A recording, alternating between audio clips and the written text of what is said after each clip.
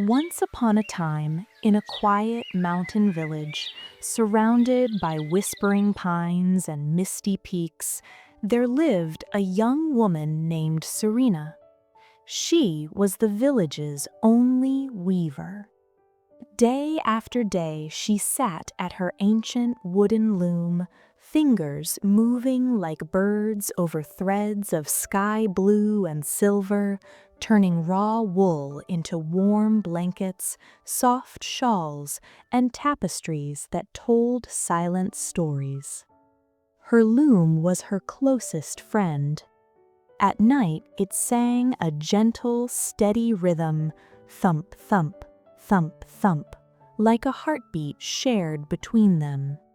That sound kept the loneliness away when the village lights went out. But the village carried a hidden curse.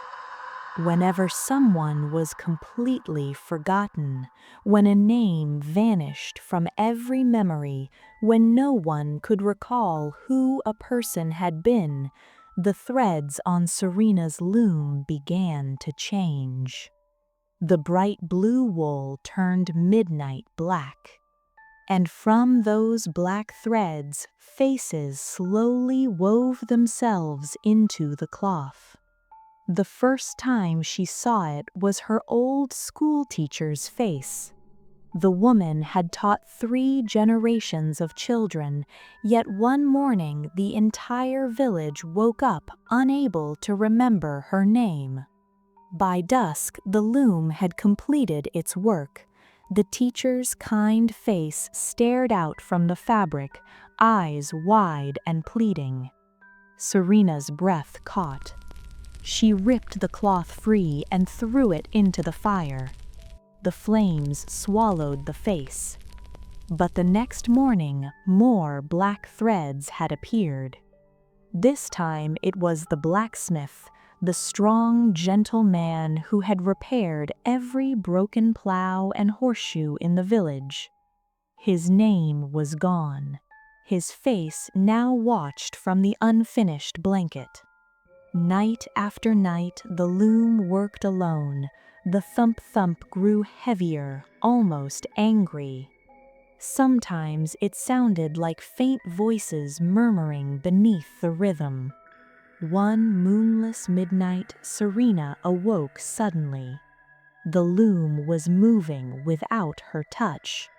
Black threads flew across the warp at impossible speed. Dozens, no, hundreds of faces now covered the cloth.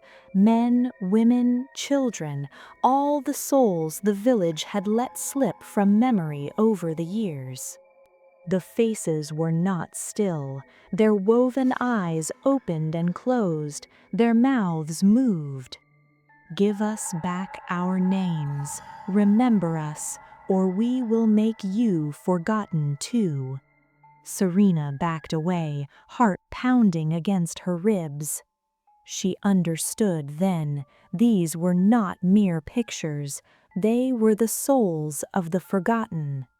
When a name dies completely, the person fades not into death, but into something worse. They become trapped forever in the weave, waiting. The next morning, a young man knocked on her door. Pale, trembling, eyes swollen with grief. "My mother," he whispered. "No one remembers her name anymore. No one remembers her at all. She's still breathing, but she's disappearing. Please help her." Serena looked at the loom. There, freshly finished, was his mother's face. Soft, weary, eyes filled with quiet pain. "My name is Elena." Serena made her decision. That evening, she walked through the village streets and called out, "Listen to me. You have forgotten people. You have let names fall away like dead leaves. If you do not remember them, one day you yourselves will be the ones no one remembers." The villagers laughed uneasily. "We remember everyone important," they said. But their voices wavered. Their eyes would not meet hers. That night, Serena sat alone before the loom. Hundreds of faces watched her, silent, expectant. She spoke to them. "I will return your names to you, but I need your help. There is only one price. You must surrender your own name." Serena closed her eyes. Had the village ever truly known her? Had she ever been more than the weaver in their minds? She whispered, "My name is Serena. I give it to you." The loom shuddered violently. The black threads snapped and bled back into bright blue. The faces rose from the cloth like glowing mist.